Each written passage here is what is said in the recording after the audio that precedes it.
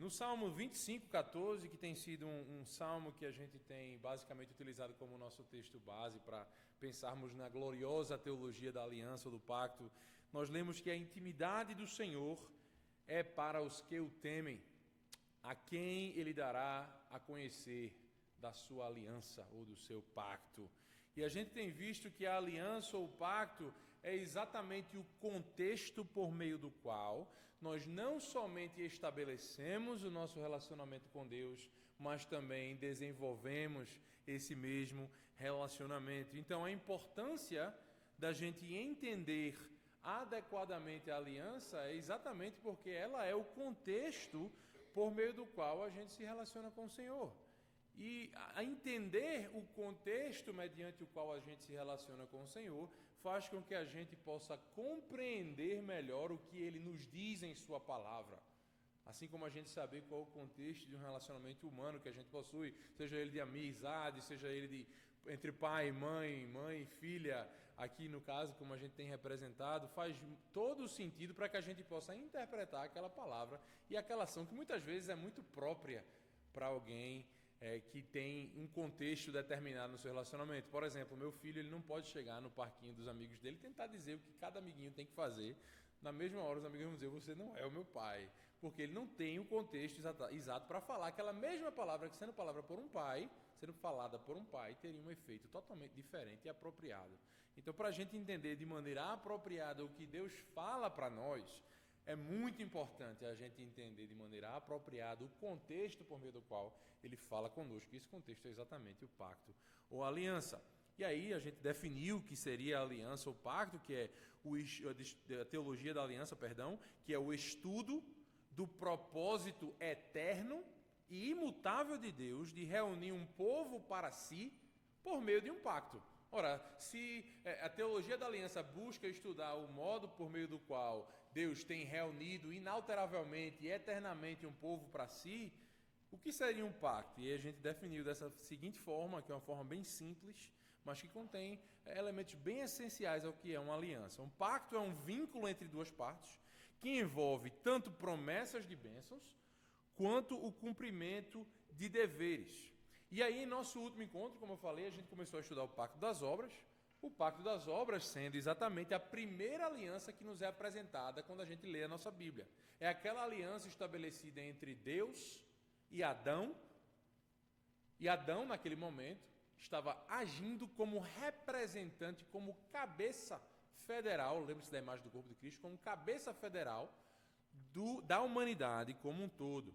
E qual era a condição, os termos desse pacto? Era obediência perfeita, sem erro, e pessoal, ou seja, exercida por Adão, aquele que era o representante. E qual era a bênção prometida? A gente vai falar um pouquinho mais aprofundadamente sobre isso hoje, mas a bênção prometida era a vida eterna e a punição, caso a condição fosse quebrada, seria de fato morte eterna. A gente viu que ao decorrer da história esse pacto recebeu diversos nomes, nos nossos próprios símbolos de fé, ele vai ser chamado muitas vezes no breve, no Catecismo Maior, do pacto da vida. Isso está focando ali na bênção prometida. A gente chama de pacto das obras aqui no nosso estudo, porque é a forma mais comum de se referir. E quando você fala pacto das obras, a ênfase, ao invés da bênção, está na condição para fruir aquela bênção. Tá? Muitas pessoas vão chamar esse pacto aqui de pacto da criação, que nada mais nada menos está enfatizando o momento em que esse pacto foi firmado. Então, todos esses nomes eles servem de maneira igual para se referir a esse pacto entre Deus e Adão, com essas condições, com essa bênção, no momento da criação, antes que o pecado entrasse no mundo. A gente gastou também um bom tempo no nosso último encontro, vendo que, de fato, o que a gente tem aqui diante de nós é um pacto. Muitas pessoas, inclusive famosos teólogos, como John Murray, que é um teólogo excelente, que foi da OPC, ele vai dizer que não era bem um pacto, porque dentre outras coisas, a palavra pacto não está lá. A gente viu que isso, não necessariamente a palavra precisa estar lá para o conceito estar lá. Em outras palavras, se late, é cachorro. A gente consegue entender que todas as características lá do pacto estão lá presentes. E a gente viu que outras partes da Bíblia, como Oséias 6, por exemplo, faz menção ao que foi estabelecido entre Deus e Adão como sendo uma aliança. E veja qual é a importância disso. Por que eu gastei aquele tempo todinho que eu gastei, sinceramente, eu imagino que talvez na cabeça de vocês fosse, poxa, por que ele está gastando tanto tempo? E na minha cabeça, por que eu estava investindo tanto tempo para convencer você, para que você visse que o que aconteceu aqui de fato era um pacto? Porque ainda que você não vá necessariamente concluir, tendo assumido que não é um pacto aqui, ainda que você não vá chegar àquela conclusão, é perigoso que você chegue. E que conclusão é essa? Veja, demonstrar que isso aqui que está acontecendo é um pacto é crucial, porque estabelece logo de cara na Bíblia um princípio inegociável quanto ao contexto pelo qual nos relacionamos com Deus. Lembre que é um pacto, é o contexto mediante o qual a gente se relaciona com Deus, certo? E qual seria esse princípio de entender o que está acontecendo aqui entre Deus e Adão como pacto?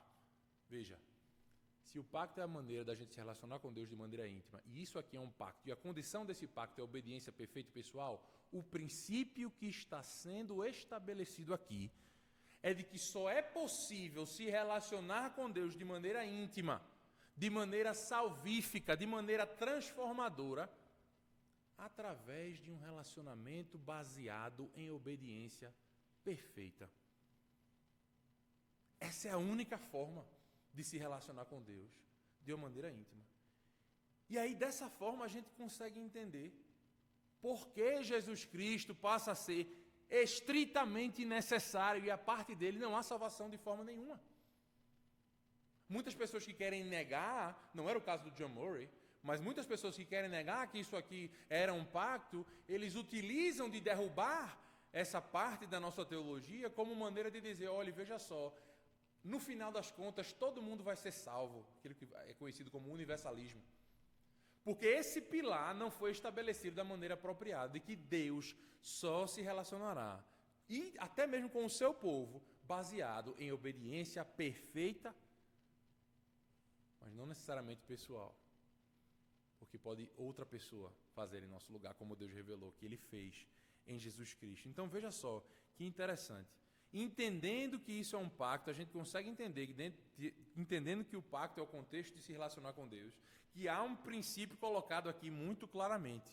A obediência perfeita de Jesus Cristo se torna um elemento absolutamente inegociável para a nossa salvação.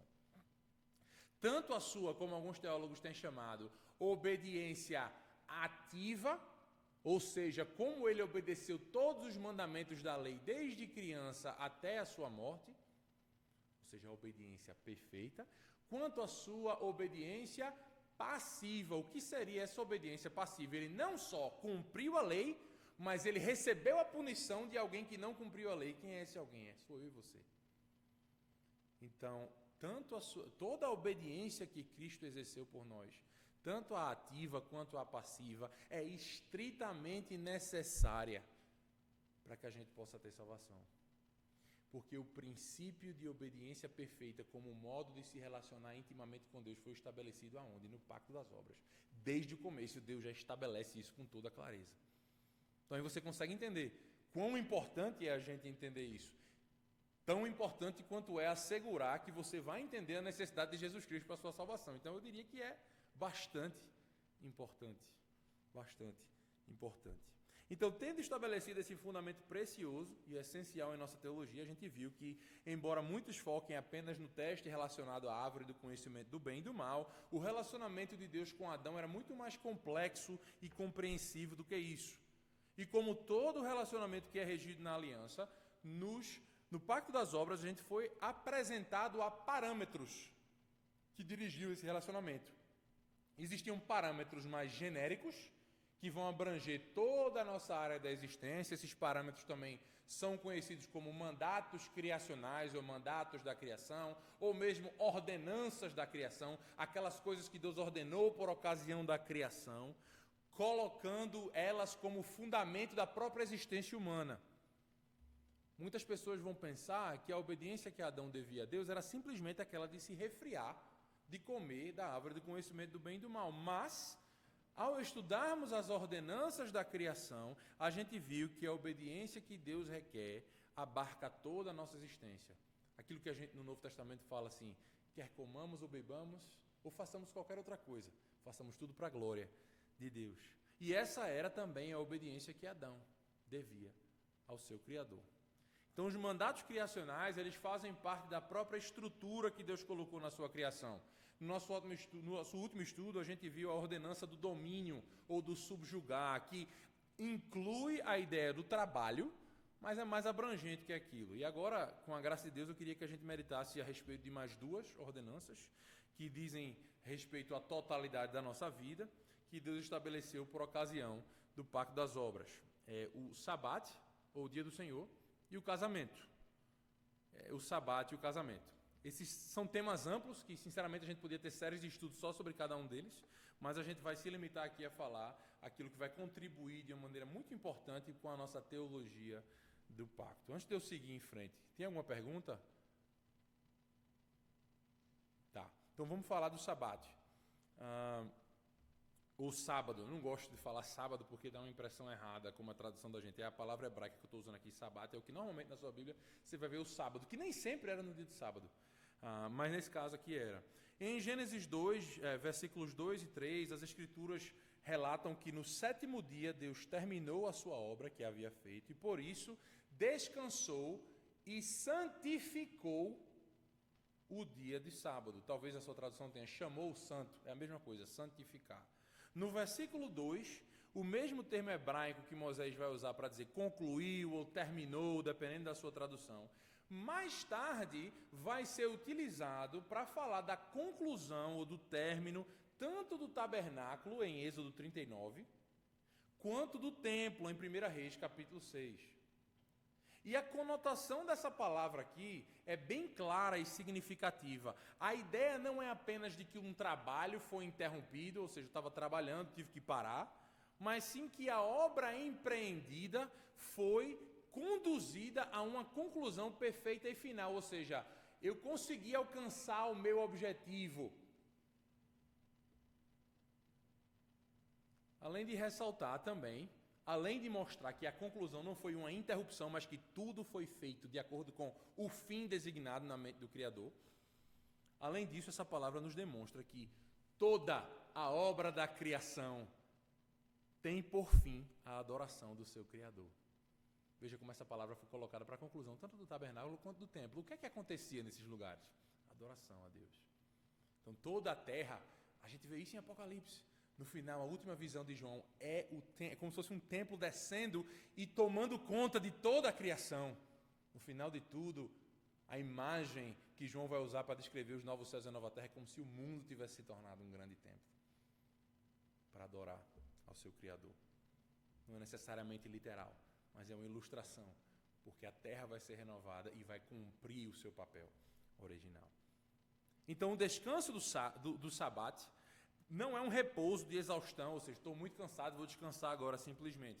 Mas é o repouso das nossas obras, dos nossos trabalhos, para que a gente possa então desfrutar a beleza e a obra do Criador e, no nosso caso, do Redentor. Quando a gente vai ver nos 10 mandamentos, por exemplo, o mandamento do dia do Senhor, o 4º, interessantemente, em Êxodo, a motivação para que a gente guarde o dia do Senhor é lembrar da obra da criação. Em Deuteronômio, é lembrar da obra da redenção. Lembre-se que eu lhe tirei do Egito. A gente faz isso quando a gente vem para a igreja cultuar a Deus no seu santo dia, não é? A gente lembra das obras do nosso Criador, as obras da criação e as obras da redenção, e com fé a gente espera pela obra da consumação. Então, no 7º dia da história da criação, Deus trouxe a sua criação a uma conclusão perfeita, por isso descansou e abençoou o seu santo dia. De muitas maneiras evidentes, então, a obediência de Adão a essa ordenança seria uma bênção para ele. Assim como Deus, Adão poderia desfrutar do trabalho que ele havia concluído durante a semana. Nesse dia, ele poderia mais intencionalmente cultivar o seu relacionamento com sua esposa e quaisquer filhos que eles viessem a ter, mas essa obrigação abençoada, de fato, era uma obrigação, não era uma opção. Deus não sugeriu, mas ordenou que Adão descansasse das suas obras e santificasse, separasse para o fim de adoração o Sabate, o dia do Senhor para nós. Tradicionalmente, essa ordenança tem sido associada de maneira próxima à ordenança de subjugar ou de dominar a criação, e sem dúvida as conexões são ricas entre elas. Quando Por exemplo, homens e mulheres compreendem a sua obrigação de exercer domínio sobre a criação por meio, por exemplo, do trabalho, e então passam a utilizar todos os seus recursos para direcionar as suas vidas, seus dons, suas capacidades para a glória de Deus. Esse ato de domínio é uma tarefa que eles vão se dedicar com mais vigor. Assim também no sabate, ou no dia do Senhor. Elas podem se alegrar ao desfrutar do trabalho que Deus lhes permitiu realizar nos dias anteriores. E nesse contexto, o dia do Senhor, vou falar do dia do Senhor agora porque é a nossa realidade, tá? Enriquece até mesmo o nosso trabalho. Porque aí a gente pode antecipar um dia em que a gente vai desfrutar dos frutos dos nossos esforços. Da mesma forma, o ato de subjugar a criação, de exercer domínio, enriquece o sábado. Porque após nos dedicarmos por 6 dias, podemos então nos recuperar glorificando a Deus por meio da adoração, descansando não os nossos corpos, mas as nossas almas, não por meio de um descanso de inatividade, mas um descanso das nossas obras para fazer a obra de adoração a Deus. É isso que liturgia significa, obra do povo. Você vem para exercer aqui, você está ativamente adorando a Deus quando você vem. É porque adorar ativamente não é só ter uma banda aqui que vai liderar vocês, não é só esse povo que está adorando, como se fosse um ministério de adoração, todo mundo está adorando, é a congregação do Senhor que está adorando. Você, quando está ouvindo a palavra de Deus ser exposta ao seu coração, você está fazendo isso de uma maneira ativa. É você que está falando as palavras do livro que você está lendo, mas quando você termina, você não diz eu li, você pode dizer eu ouvi Deus falando por meio da sua palavra sendo pregada. É um exercício ativo, de fato, de adoração que você faz, meu irmão e minha irmã. E é por isso que estar reunido com os santos, especialmente no dia do Senhor, é a mais importante e negociável compromisso que você pode ter nessa terra. Onde quer que você esteja. Onde quer que você esteja. Ninguém tira férias de ser crente. E isso nem deveria ser um fardo. Mas o deleite de todo cristão, porque quando a gente ama a Deus, a gente tem o desejo de demonstrar o amor que a gente tem para Ele, do jeitinho que Ele nos ordena.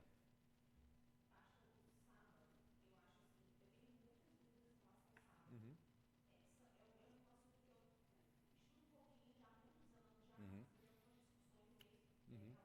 Uhum. Uhum. Uhum.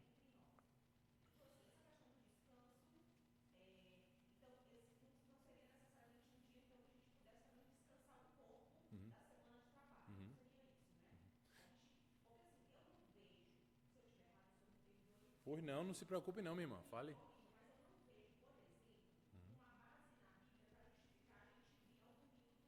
Uhum. Uhum. Não, de maneira alguma, você está querendo entender, com certeza, não se preocupe. Claro. Uhum. Uhum. Uhum. Sim.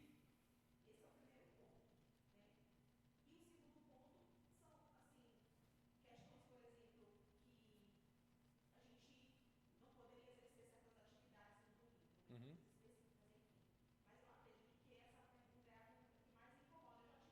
A questão das 2 vezes. Vamos deixar essas questões das atividades extras para uma outra ocasião. De fato, esse é um assunto que a gente pode escolher abordar com uma certa profundidade. Talvez quando a gente tiver, se os irmãos acharem proveitoso, quando a gente estiver lidando com o Pacto da Graça, sob Moisés, que vai ser a administração do Pacto da Graça, que vai se dar os 10 mandamentos, eu posso separar um tempo para falar desse mandamento especificamente. E aí a gente vai e desce mais profundamente nesse. Eu acho que seria um contexto adequado. Mas só para responder a sua pergunta de uma maneira abreviada, eu diria que não há um mandamento venha 2 vezes, certo? Mas o dia é o dia do Senhor. E o que o Senhor fez nesse dia, e a gente vê isso com muita clareza, por exemplo, em Gênesis 2 aqui, nessa ordenança da criação, ou seja, antes mesmo do pecado existir no mundo, ou seja, algo que nunca vai acabar. Inclusive o céu é chamado do sabate eterno.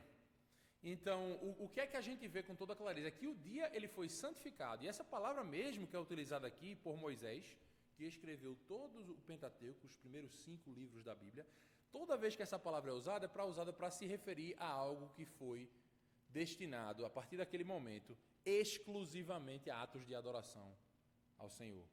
Os instrumentos, os artefatos do tabernáculo naquele momento, o templo só foi com Davi, do tabernáculo, tudo aquilo, até os objetos, os sacerdotes, eles são santificados e a partir daquele momento só utilizados com o fim a adoração mesmo formal do sabate naquele momento. Então essa é uma ideia que Deus está colocando aqui já em Gênesis 2, muito clara, que esse dia, e um dia tem 24 horas, ele é santificado a Deus. E o que é que isso significa? Que esse dia ele deve ser exclusivamente usado para adoração a Deus.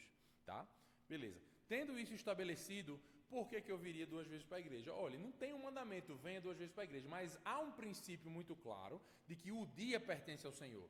Tendo dito isto, o padrão que Deus deixou para nós, desde a antiga aliança, que agora você sabe, não é separada da nova, é simplesmente uma administração diferente. Inclusive Jesus diz, eu não vim para abolir, mas eu vim para cumprir. Então, o costume era, por exemplo, por que eu gosto tanto do Salmo 92 como chamada à adoração, que a gente vai usar amanhã? Porque muita gente tem essa dúvida que a irmã tem. E é bom falar, é bom perguntar, a gente precisa adorar o Senhor com entendimento. Tudo aquilo que não vem de fé é pecado. Você não quer que você venha ou deixe de vir ou se sinta com peso na consciência por superstição. Eu quero que você tenha entendimento e a partir do seu entendimento você aplique e viva a sua fé, minha irmã. Então veja, qual o padrão que a gente tem aí no Salmo 92? Bom render graças ao Senhor pela manhã e depois à tarde ou ao anoitecer render graças ao teu nome. Esse era o padrão, sacrifícios pela manhã e sacrifícios à noite. E o que era o sacrifício? Era adoração. A gente não faz mais isso porque Cristo fez e ele explicitamente, o livro de Hebreus está lá todo para isso, aboliu esses sacrifícios da antiga aliança. Então veja, por que a gente faz isso? Porque isso, primeiramente, reflete o padrão que Deus deixou desde o começo, e se ele deixou um padrão, se esse padrão ele não for modificado pelo próprio Deus, faz sentido a gente manter o padrão que ele deixou, tendo em vista que ele é imutável. Então se ele mesmo não revogar algo, como ele revogou os sacrifícios, faz sentido a gente continuar com aquele padrão. Em segundo lugar, o dia, não a manhã ou a noite, é santificado ao Senhor. Então é muito, digamos assim, útil para que a gente possa, de fato, estar fazendo aquilo que a gente foi chamado para fazer, ter o dia preenchido no começo e no fim marcado por adoração. É uma ajuda que nós temos para que a gente possa fazer aquilo que a gente deve fazer no dia do Senhor. Terceiro lugar, esse deve ser o nosso prazer, na verdade. Então, assim, eu entendo você e às vezes, sinceramente, até como pastor para mim, estou cansado. Às vezes eu me sinto assim, mas quando eu lembro o que é que está acontecendo, quando eu estou vindo adorar a Deus, eu me animo demais para vir, porque eu lembro o que é que está acontecendo, eu lembro quais são as promessas que Deus me deu para esse momento que Ele consagrou especialmente. Ele tem promessas específicas para aquele dia. Lá em Isaías 58, versículos 13 e 14, por exemplo, a gente vê aquelas promessas. E a gente pode estudar elas com mais profundidade quando a gente chegar na questão mosaica. Quarto e último parâmetro genérico, ou ordenança da criação, é o casamento. E em algumas discussões a gente vê que a procriação e o casamento são colocadas juntos.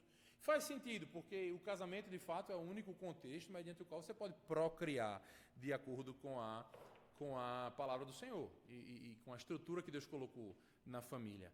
Mas como os propósitos bíblicos do casamento não é apenas a procriação, como alguns vão defender, eu acho que é legal a gente distinguir ambos, ainda que a gente não separe, no sentido de que realmente o contexto adequado para a procriação é dentro do casamento. Tá? Mas a plenitude maior do casamento é abordada lá em Gênesis 2, 23 a 24, quando Deus ele define ali o que ele ordena. E nesse mandato criacional, a gente vê várias implicações muito poderosas para nossas vidas. Notem que desde a origem, o casamento está enraizado como sendo entre um homem e uma mulher, que juntos vão refletir de uma maneira única que só um homem e uma mulher podem. Como uma só carne, eles vão refletir a unidade de Deus, e como homem e mulher, eles vão refletir a diversidade de Deus, como na Trindade, Pai, Filho e Espírito Santo. E o que é que o homem é, no sentido de homem, humanidade? A imagem de Deus. Foi assim que Deus o criou. Então, embora o casamento envolva união física, ele é mais do que a união física. Embora envolva alegrar-se um com o outro, ele é mais do que alegrar-se um com o outro. Ele está intrinsecamente, fundamentalmente, proximamente ligado à ideia de refletir a imagem de Deus por meio de uma unidade na diversidade, homem e mulher.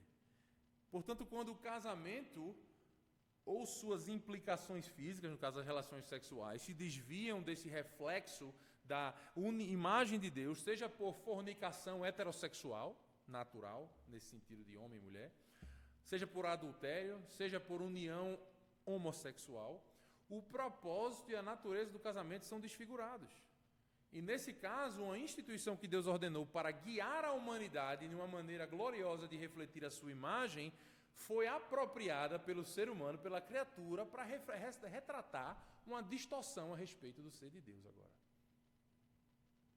Em Gênesis 2, 23 e 24, Deus está dizendo ao seu povo muito mais do que simplesmente o que significa o casamento. Ele está lhes informando o que é que significa ser humano. Ele está lhes dizendo o que significa refletir a sua imagem. Então, sendo assim, veja, esses mandamentos tão centrais à nossa existência como um todo, como as ordenanças da criação, não podem ser rejeitados ou modificados sem atingir perigosamente o que significa ser humano. Veja como a confusão que a gente vê à torta e à direita, no Brasil, aqui, em todo lugar, a respeito dessa ideia da identidade humana, como eu me identifico. Veja como isso começou lá quando a família começou a ser atacada e desfigurada. Veja como uma confusão no que é a família acaba resultando uma confusão até no que significa ser humano. De maneira que a gente tem até a questão das pessoas que se identificam como animais agora. Loucuras assim, de fato. Bebê reborn. Vocês viram essa história agora? Você está vendo como essas coisas, elas desfiguram, elas esvaziam o que significa ser humano, veja só. E aí a gente vai entender, quando você não entende a glória do que é ser humano, você consegue entender porque o aborto, por exemplo, também é visto de uma maneira tão barata. Então, poxa, é só um pedaço de carne que eu estou colocando no triturador. Então veja como essas coisas, elas afetam de fato. São coisas que Deus colocou na fábrica da própria criação. A pessoa que gosta mais de informática, no código de programação do software do universo, Deus colocou esses mandatos da criação. E quando você se desvia de um deles, do sabat, do trabalho, do casamento, você distorce a sociedade como um todo. Porque Deus colocou lá como estrutura da própria criação. Alguma pergunta antes de eu seguir aqui? Isso aí. Muita misericórdia a gente precisa.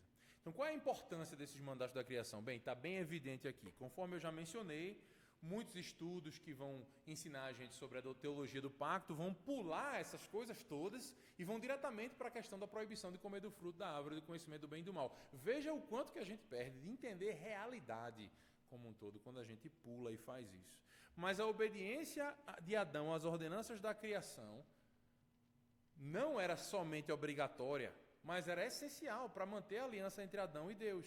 Veja, a continuidade dessa relação pactual entre Adão e Deus dependia tanto da obediência de Adão à proibição de comer do fruto da árvore do conhecimento do bem e do mal, quanto a obedecer todos essas ordenanças da criação.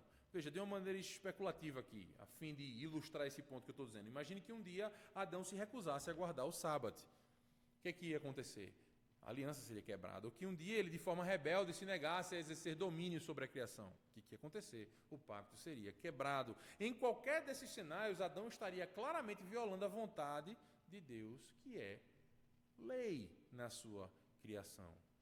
E foram as ordenanças da criação, essas questões daquela procriação, domínio, o sábado, casamento, todas essas coisas, elas moldariam a vida de Adão muito mais do que uma simples proibição de comer de uma árvore específica. Por meio da obediência a esses mandamentos é que ele ia refletir a imagem do seu Criador de uma maneira mais plena.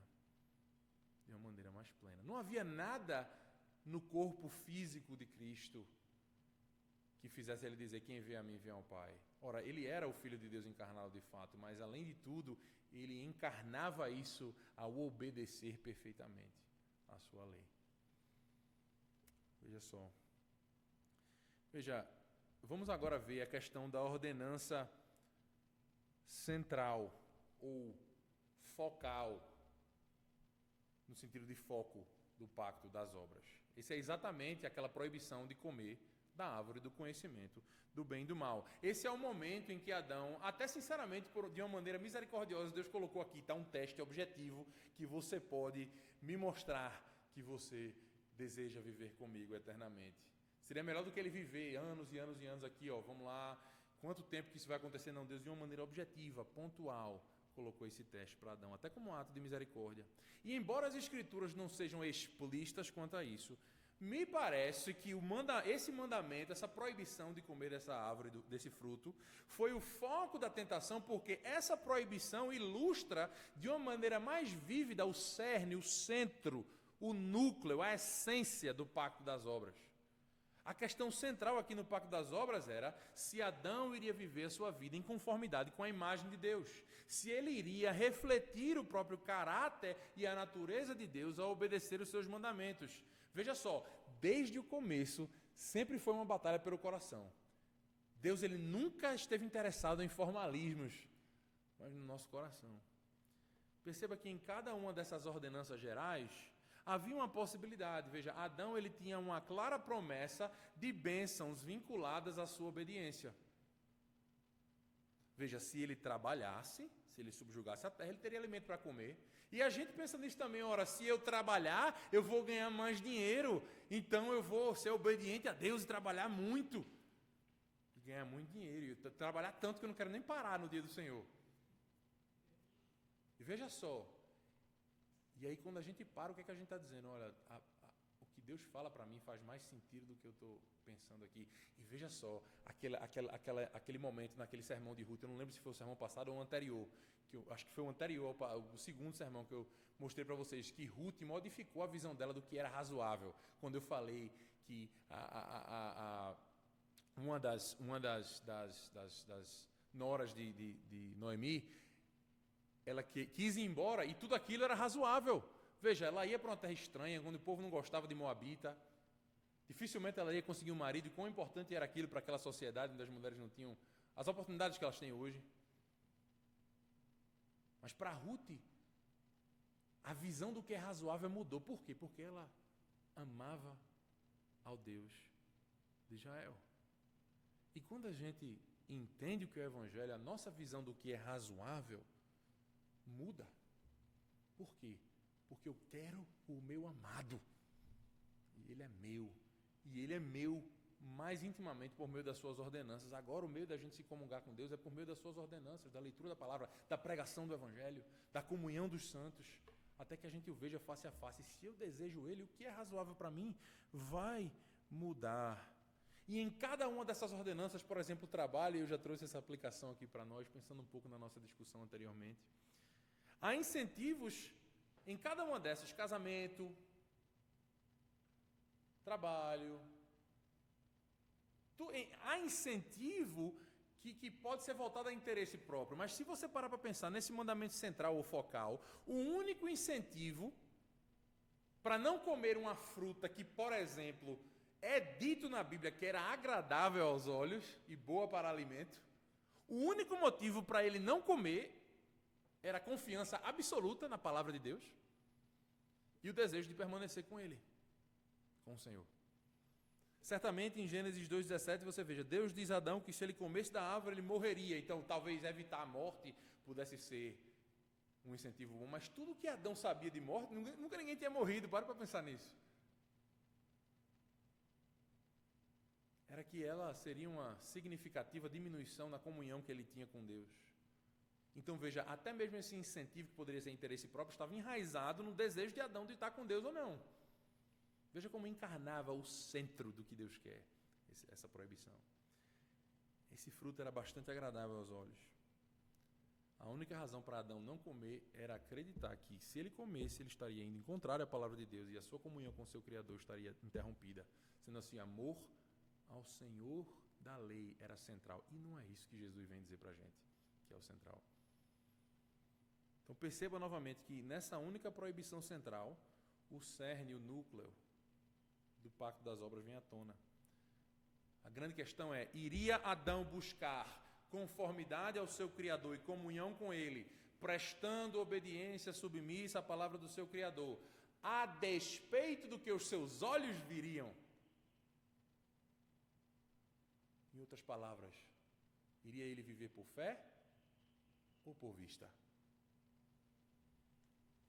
Lembrem-se, meus irmãos, que o propósito eterno que Deus tem perseguido por meio do pacto é de reunir um povo para si. Deus está trabalhando por meio do pacto para ter um povo que seja como Ele, com Ele. O teste do pacto das obras, então, era se a humanidade prestaria obediência para que esse propósito fosse realizado. Diante dessa árvore com fruto atraente, porém proibido, Adão enfrentou o ponto mais agudo do teste. E observem então que no jardim do Éden, Adão desfrutava da comunhão mais íntima com seu Criador, não apenas comungava com Deus como se fosse seu amigo, mas também carregava a imagem do seu Criador, tendo sido especialmente criado para essa comunhão que era o seu maior deleite. No pacto das obras, Deus estava revelando o seu caráter à humanidade. E se Adão prestasse aquela obediência exigida, ele seria conformado de maneira definitiva à imagem do seu Criador, da forma mais plena possível a um ser humano. E, eventualmente, essa crescente de bênçãos acumulada por meio da obediência, tanto às ordenanças da criação, quanto ao mandato focal ali central, alcançaria um ápice, que era a recompensa do pacto das obras. E qual era essa recompensa? Veja, a punição era a morte, logo a recompensa era a vida e vida eterna. Veja o que é que o segundo Adão vem oferecer. Mas aquele que crê em mim tem vida e não morrerá. E não morrerá. A gente tem a questão da árvore da vida lá em Gênesis 3 também. Quando Deus expulsa, ele fala: vamos expulsá-lo, senão ele vai comer da árvore da vida e viver para sempre. A gente não sabe se ele comeu alguma vez, quantas vezes precisava. Alguns teólogos na história, a gente não vai entrar muito a fundo nisso, mas alguns teólogos na história tratavam essa árvore da vida como se fosse um sacramento do pacto das obras. Cada um dos pactos a gente vai ver tem sacramentos específicos. E não é isso que a gente está fazendo. Não é Jesus Cristo a árvore da vida. E não é nele que a gente se alimenta na ceia do Senhor. Veja que imagem linda, né? A gente pode ver. E Adão foi expulso porque ele não poderia mais. Ele não poderia mais porque ele havia sido manchado pelo pecado. Alguma pergunta antes de eu entrar em algumas observações finais? Tenho 3 observações finais para fazer, para a gente concluir aqui o pacto das obras. Muito embora esse pacto seja chamado de pacto das obras, isso não significa que ele era simplesmente um acordo frio e mecânico. Muito pelo contrário. Eu queria que você percebesse que, enquanto criatura, Adão, e nele toda a humanidade, tinha a obrigação de obedecer tudo o que Deus, que era o seu Criador, afinal de contas, lhes ordenasse. Pense comigo. Por acaso tem um pai ou uma mãe a obrigação de dar um presente ao filho se o filho ou filha lhe obedecer? Não. Não é nada mais do que a obrigação do filho obedecer ao seu pai ou sua mãe. Da mesma forma, atribuir recompensa de vida eterna à obediência perfeita de Adão foi um ato de bondade e misericórdia da parte de Deus, que muitas vezes a gente gosta de fazer com os nossos filhos. Veja, se você fizer isso, papai vai lhe dar isso aqui, porque me agrada recompensar uma coisa boa que você faz. Mas não é um direito que você tem. Da mesma maneira, não era um direito da criatura exigir do Criador que a sua obediência alcançasse recompensa, mas foi da bondade e da misericórdia do nosso Criador de atribuir esse valor à nossa obediência. Então, já aí você consegue ver um fato muito importante sobre quem o teu Deus é. Ele se agrada em fazer o bem. O pacto das obras não era um contrato legal, frio e rígido. Era um pacto no qual o Deus infinito ofereceu a uma humanidade finita a oportunidade de vida eterna. E nesse pacto, Adão poderia ter desfrutado de bênçãos inesgotáveis num jardim feito especialmente para ele, enquanto aguardava uma eternidade de vida na presença de Deus. Todas essas riquezas teriam sido concedidas por uma obediência que Adão já era obrigado a prestar de todo jeito. Veja a bondade de Deus aí. Assim a gente consegue vislumbrar o centro, o núcleo, a essência do pacto das obras. Qual é a essência do pacto das obras? A essência do Deus que o chamou, o amor. A essência do próprio ser humano. A gente consegue entender qual era a essência do pacto das obras. Um pacto de bondade, um pacto de amizade. Qual é a essência do Deus que criou a humanidade? Deus é amor, Ele se agrada em fazer o bem. Qual é a essência do próprio ser humano? Refletir a imagem desse Criador. Como criaturas de Deus, os seres humanos devem obediência a Ele. Mas em sua bondade abundante, Deus está determinado a abençoar. E esse ponto vai ser provado desde Gênesis 3 até Apocalipse 22. E esse ponto vale a pena ser repetido. Ele está determinado a abençoar. Tem uma palavra hebraica famosa chamada hesed, que é o amor pactual de Deus, traduzida de diversas formas. Eu gosto de definir ela como o compromisso intransigente, determinado de Deus de fazer o bem ao seu povo. Ele está determinado a nos abençoar. E essa determinação fica tão clara na cruz do Calvário, não fica? Essa determinação, como a gente vai ver, está fincada na eternidade. Quando a gente estudar, a partir do próximo estudo, o Pacto da Redenção. Pai, Filho e Espírito Santo, planejando a redenção do povo. E vai ser manifestada no tempo, na história, por meio do Pacto da Graça, que começa já em Gênesis 3. Uma segunda observação que eu queria fazer é que o Pacto das Obras, além de não ser um mecanismo frio, rígido, simplesmente mecânico, é que ele oferece uma clara demonstração e percepção da bem-aventurança, do estado abençoado de Adão. Muitas vezes estudos teológicos tendem a denegrir, menosprezar a imagem de Adão, retrata ele como um burro, como um tolo. Mas ele era glorioso. Veja, quando Deus criou Adão, Deus falou e viu que tudo era bom. Ele era a exibição preeminente da glória criativa de Deus. Ele era o coroa da criação, aquela única criação que foi feita à imagem de Deus. Ele carregava a imagem de Deus em uma relação íntima com o seu Criador. Isso serve como uma advertência severa contra qualquer entendimento de humanidade que veja o fato de sermos humanos, sermos corpos, sermos finitos, como algo inerentemente mau. Pelo contrário, a humanidade implica, de fato, limitações, porque somos finitos, não somos infinitos como Deus. Mas não implica qualquer tipo de defeito, seja ele moral, seja ele de outra natureza. O Filho de Deus, ele pôde assumir para si uma natureza humana plena e verdadeira, exatamente porque a humanidade em si não é um defeito, senão Cristo não poderia assumir. A bem-aventurança, a bênção de Adão em sua criação também deixa claro qual é a identidade nossa enquanto criaturas, a identidade fundamental de todo homem, de toda mulher, de toda criança, é de ser portador da imagem de Deus. É isso que a gente foi criado para ser. Isso significa que a nossa identidade não está no nosso pecado, seja ele qual for. Muitas vezes a parte mais difícil da gente mortificar, se afastar, abandonar um pecado específico que se infiltrou na nossa vida muitas vezes durante tantos anos, é que parece que quando a gente está rejeitando esse pecado, a gente não está sendo verdadeiro com nós mesmos. A gente está negando quem a gente é. Mas você não está negando quem você é quando você faz isso, meu irmão e minha irmã.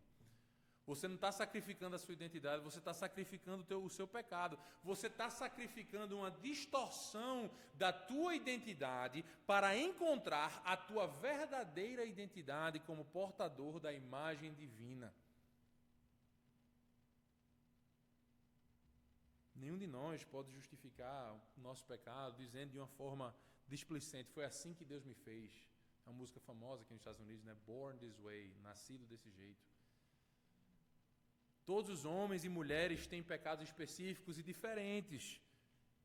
E alguns desses pecados estão tão presentes na gente, desde que a gente é criancinha, que parece até fazer parte da nossa identidade. Mas isso não é verdade. Isso é uma grande mentira. Esses pecados, mesmo que estejam presentes não por escolha, não fazem parte da nossa identidade fundamental enquanto seres humanos. Deus nos criou para comunhão com Ele e com o seu povo. E é na comunhão com Deus e com o seu povo que a gente encontra a nossa identidade. Por isso, não sacrifique quem Deus te criou para ser, a fim de se agarrar àquilo que o pecado distorceu. Não sacrifique quem Deus te criou para ser, a fim de se agarrar àquilo que o pecado distorceu. Uma terceira e última observação é que o pacto das obras, ele enfatiza para nós a importância da santidade. Uma vez que o pacto das obras demonstra poderosamente a necessidade humana por uma justiça positiva, uma justiça adicionada a nós.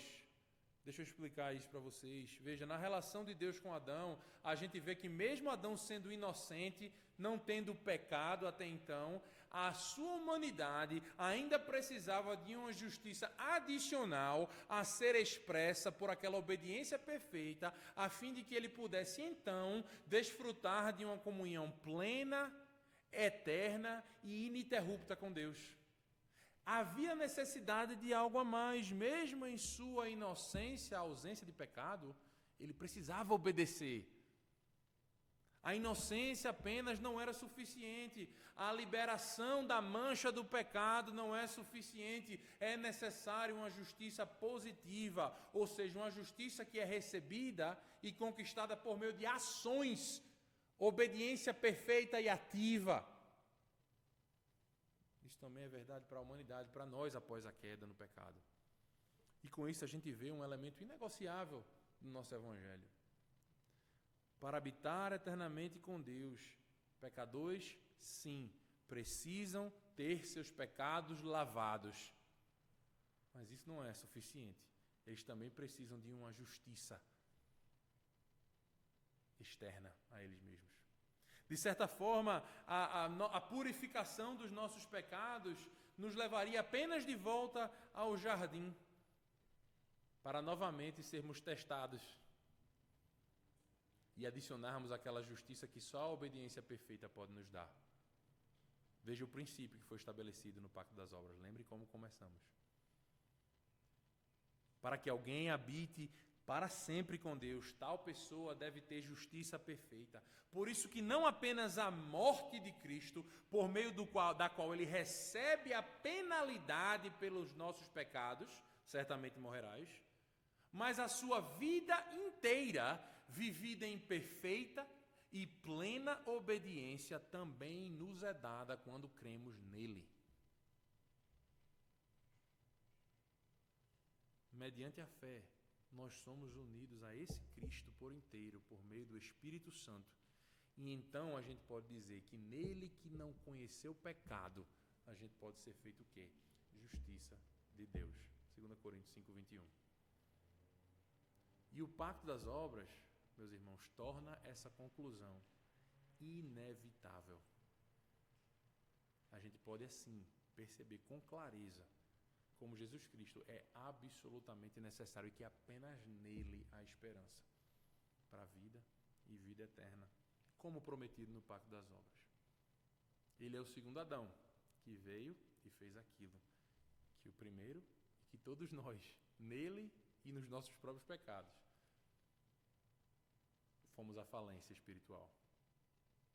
Mas bem-aventurados são aqueles que choram, porque serão consolados, que reconhecem a sua pobreza de espírito e vão para aquele em que riquezas inestimáveis e eternas habitam e que nos entrega, como veremos amanhã, uma coroa de justiça. Amém e amém. Perguntas?